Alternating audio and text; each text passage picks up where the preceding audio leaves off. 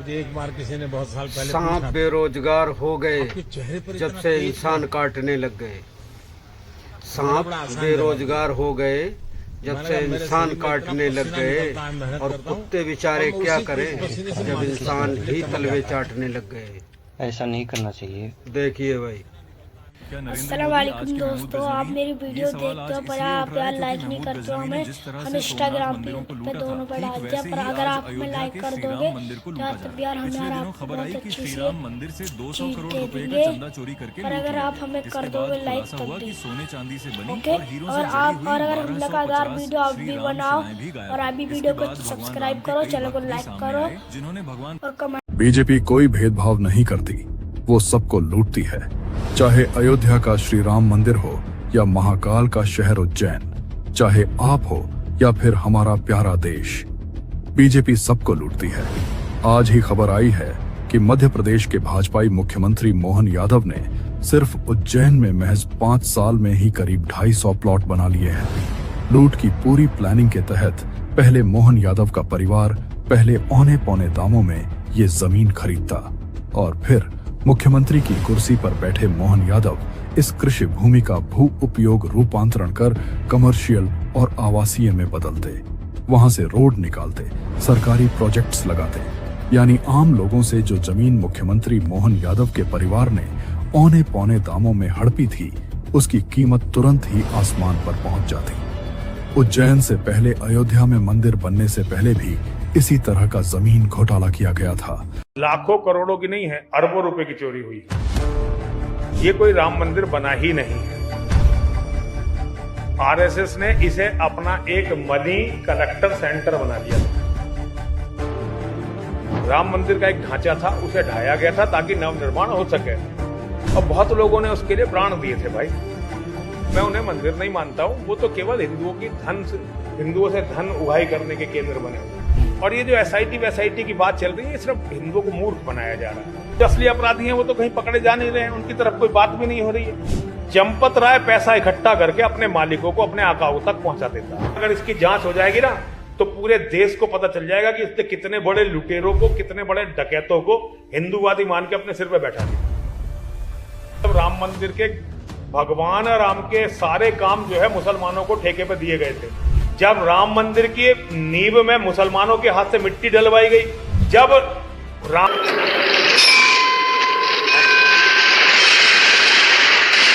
भगवान देवता के ये चुरा लिया आपने, ये तुम्हारे पुरखों का मंदिर है, वहां तो चलो, वहां तो 40 दिन में 70 बार चोरी हुई। 40 दिन में 70 बार।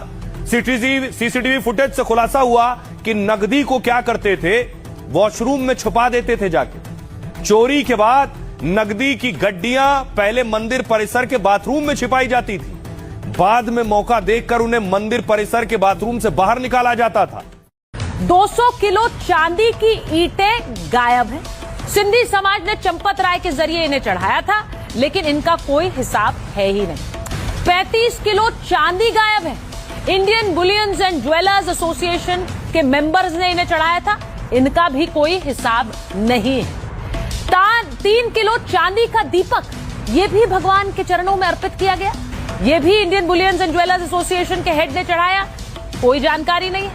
60 किलो चांदी की शिलाएं चढ़ाई गई थी, उत्तर भारत ज्वेलर्स संगठन के अध्यक्ष ने इन्हें चढ़ाया था, इनके बारे में भी कोई जानकारी नहीं। भाई मोदी ने तो देश को बर्बाद कर दिया है। आप भी पूरी वीडियो देखो, आपको ही पता चलेगा कि देश में चल क्या रहा है। तेल के नाम पर खेल। नरेंद्र मोदी सरकार ऑयल ब्रांड के नाम पर जो रोना धोना पिछले 12 सालों से कर रही है, वो 2026 आते आते पूरी तरह बेनकाब हो चुका है। अंतर्राष्ट्रीय बाजार में कच्चे तेल की कीमत $70 से नीचे आ चुकी है, मगर जनता की जेब लगातार काटी जा रही है। आज की अगर बात करें तो बिना टैक्स के पेट्रोल की असली कीमत 42 रुपए लीटर है। तब भी मोदी देश की जनता की जेब पर 115 रुपए प्रति लीटर का भारी डाका डाल रहे हैं। यूपीए सरकार के दौरान भारत पर कुल कर्ज महज 53 लाख करोड़ था, जो कि आज 10% बढ़कर $736 अरब हो गया है। मगर हेडलाइंस के मास्टर मोदी ने पिछले 12 सालों में फ्यूल टैक्स के नाम पर जनता की गाड़ी कमाई से 42 लाख करोड़ रुपए वसूल कर अपनी तिजोरियां भर ली।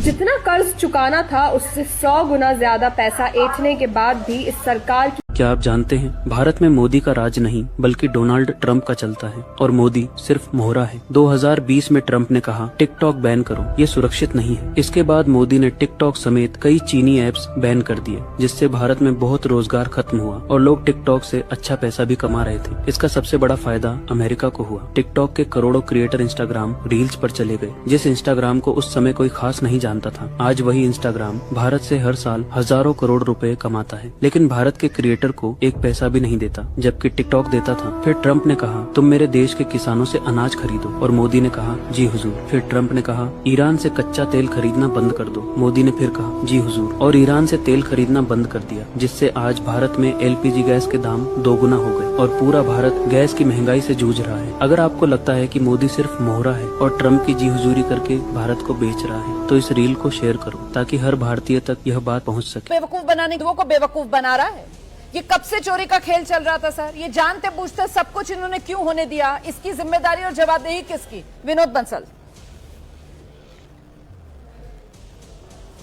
माना जी शर्म नहीं आ रही हमें इस बात को कहते हुए, क्योंकि हिंदू मंदिर का ट्रस्ट है, इसलिए आप बेवकूफ बनाने जैसे शब्दों का प्रयोग कर रही हैं। नहीं आ रही मुझे शर्म। एक बार भी चिंता नहीं हुई कि मैं नहीं आ रही मुझे शर्म। आस्था के केंद्र के ऊपर नहीं आ रही मुझे शर्म, नहीं आ रही है। मैं किसी के आस्था पर प्रहार नहीं कर रही हूँ। मैं उन मुखौटों को खींचकर अलग कर रही हूँ, वो मुखौटे जो हिंदुओं को बेवकूफ बनाने के लिए धर्म का इस्तेमाल करते हैं। मैं उन मुखौटों को नोच रही हूँ बैठकर। जी मैं ये काम कर रही हूँ।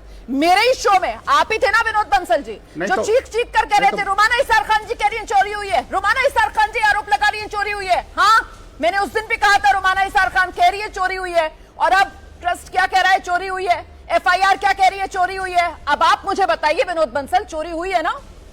आज मैं पलटकर आपसे पूछती हूँ, अब आपके पास मुंह छुपाने की जगह है? और मेरा सवाल सुनिए आप, ट्रस्ट क्या बेवकूफ बना रहा है हिंदुओं को?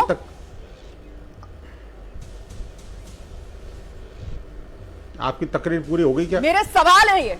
क्या मस्जिद में जाकर दोबारा बोलेंगी आप? नहीं सर ये मत कीजिए सर। मेरे जवाब को लेकर मुझे घेरने की कोशिश मत कीजिए विनोद बंसल। आप सवाल का जवाब देना सीखिए। निंदा करती हूँ मैं, इसकी निंदा करती हूँ। आप मुझे क्यों मस्जिद की बात सुनाएंगे यहाँ पर बैठकर? आप घिर रहे हैं तो मैं भी निंदा करता हूँ। खान को मस्जिद की बात मैं भी कठोर शब्दों में निंदा करता हूँ आपकी बात का। आप निंदा, आपके पास तर्क है निंदा करने का? मैं भी कठोर शब्दों में निंदा करता हूँ। आधार बताती हूँ मैं क्यों कह रही हूँ कि ट्रस्ट हिंदुओं की भावना से खिलवाड़ कर रहा है। आप मुझे तर्क के साथ जवाब दे दीजिए ना, जवाब दीजिए तर्क के साथ। रुमाना इसार खान को घेर लेंगे, मस्जिद से तकरीर। अपने शब्दों को जरा चुनकर संयम के साथ जवाब दीजिए मेरे सवाल का। तकरीर नहीं है ये और मस्जिद नहीं है ये, स्टूडियो है ABP न्यूज का, और सवाल पूछ रही हूं मैं, सीना ठोककर सवाल पूछ रही हूं। विनोद बंसल हिम्मत है तो जवाब दीजिए। जब आजम खान को बकरी चोरी और किताब चोरी जैसे मुकदमों में उठाकर जेल में ठूस दिया जा सकता है, तो फिर रामलला के दरबार में करोड़ों का माल उड़ाने वाले चंदा चोरों के खिलाफ FIR लिखने में पुलिस के हाथ क्यों कांप रहे थे? क्या राम राज्य भाई साहब? पॉकेट मार और छोटे चोर जेल जा रहे हैं और मंदिर में डकैती डालने वाले खुलेआम ऐश कर रहे हैं। अब मुंबई से विश्व सिंधी सेवा संगम के इंटरनेशनल चेयरमैन राजू मनवानी ने एक ऐसा महाविस्फोट कर दिया जिसने पूरी सरकार को हिलाकर रख दिया है। सिंधी समाज का आरोप है कि उन्होंने चंपत राय के हाथों में रामलला के लिए 200 किलो चांदी सौंपी थी, जो आज 2-3 सालों से पूरी तरह गायब है। आखिर कहां चंपत हो गई करोड़ों की ये चांदी? देखिए हमारी इस बेहद आक्रामक और आंखें खोल देने वाली इनसाइड रिपोर्ट में। राम मंदिर की चंदा चोरी में 8 मुल्ले पकड़े गए हैं और इन मुल्लों के नाम है रमाशंकर यादव, अनुकल्प मिश्रा, अविनाश शुक्ला, गुरनेश पांडे, मनीष यादव, लवकुश मिश्रा, रमाशंकर मिश्रा और सुभाष श्रीवास्तव। पकड़े तो और भी मुल्ले जाने थे, पर वो ऊंचे पद पे हैं इसलिए बच गए। अब समझ आया सरकार स्कूल बंद करके मंदिर क्यों बनवा रही है। स्कूल में बच्चे पढ़ेंगे तो नौकरी मांगेंगे तो सरकार का पैसा जाएगा, स्कूल की जगह मंदिर बनेंगे तो लोग वहाँ पे चढ़ावा देंगे तो पैसा आएगा। आप क्रोनोलॉजी समझिए। बागेश्वर वाले बाबा का बड़ा खुलासा, उन्होंने खुद कहा पर्ची तो सिर्फ बहाना है, असली मकसद तुम्हें बुलाकर पैसा कमाना है। आखिर इस बयान के पीछे क्या है पूरा सच? अब तुम भगवान के बनोगे कैसे? जादूगर डमरू नहीं बजाता तो कोई खेल देखने नहीं आता। और हम भी यदि दरबार ना लगाएं, चमत्कार न दिखाएं, तो तुम हलवा में आओगे। कितने बाबा दरवाजे से निकल जाते, तुम उनको लिफ्ट तक नहीं देते, ऊपर से ही और कहते हो कमा के नहीं खाते हो। तो क्या करें, हमारी भी मजबूरी है, तुम्हें बुलाने के हमको नाटक करने पड़ते हैं। तो कभी मट के बहाने, कभी घट के बहाने, कभी पट के बहाने, कभी अर्जी के बहाने, कभी उसकी मर्जी के बहाने, कभी पर्चा के बहाने। क्या नरेंद्र मोदी आज के महमूद गजनवी हैं? ये सवाल आज इसलिए उठ रहा है क्योंकि महमूद गजनवी ने जिस तरह से सोमनाथ मंदिरों को लूटा था, ठीक वैसे ही आज अयोध्या के श्री राम मंदिर को लूटा जा रहा है। पिछले दिनों खबर आई कि श्री राम मंदिर से 200 करोड़ रुपए का चंदा चोरी करके लूट लिया गया। इसके बाद खुलासा हुआ कि सोने चांदी से बनी और हीरों से जड़ी हुई 1250 श्री राम शिलाएं भी गायब हैं। इसके बाद भगवान राम के कई भक्त भी सामने आए जिन्होंने भगवान राम को चांदी का हार चढ़ाया था। उन्हें उसकी कोई रसीद नहीं मिली। एक भक्त ने भगवान श्री राम को चांदी की भारी भरकम चरण पादुकाएं चढ़ाई थी, वो भी गायब हो गई।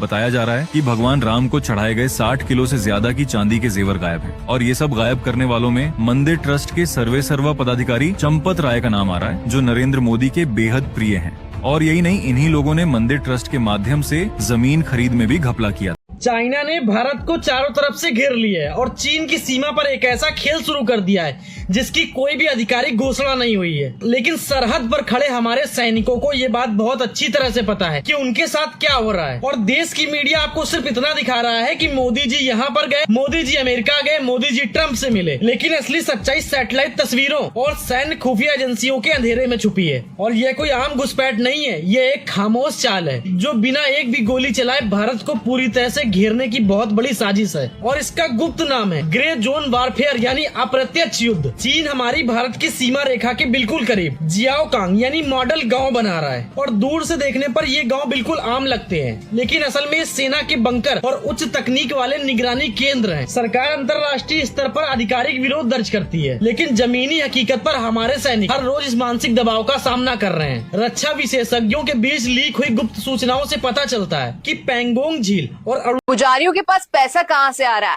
यहाँ से आ रहा है भैया। गड्डियां की गड्डियां चुपचाप गायब हो रही है। ये देख लीजिए, जिस भी मंदिर का ये सीसीटीवी फुटेज वायरल हो रहा है, कैसे 2 पंडित और एक व्यक्ति ने मिलके, जो कि वहां पे जब दान पेटी को खोलकर कैश गिना जाता है वहां पर खड़े हैं, एक टेबल पर गड्डियां जचाई जा रही हैं और उसमें से कैसे एक 500 की गड्डी एक पंडित उठाता है, दूसरे व्यक्ति को देता है और दूसरा व्यक्ति तीसरे पंडित को देके वो पंडित अंदर। तो इसलिए पंडित पैसे वाले हो रहे हैं जो मंदिरों में पूजा करने पहुंच जाते हैं। ऐसे चोरी चकारी का काम मंदिर के अंदर ही चल रहा है भगवान की दान पेटी से। तो थोड़ा सतर्क रहिए। दान पुण्य अगर करना है तो डिजिटली प्रोसेस यूज कीजिए या फिर गरीबों की मदद कीजिए। आज क्रूरता की एक तस्वीर देखिए आप। बैल थक गया, थकने के बाद घुटने टेक दिए उसने।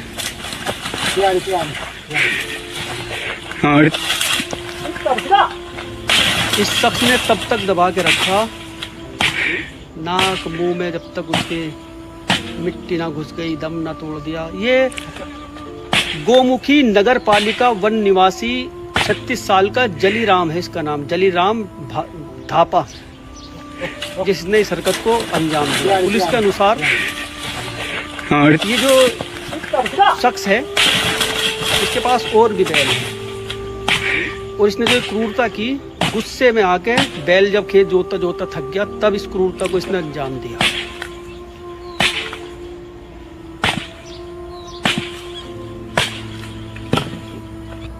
वह थक गया।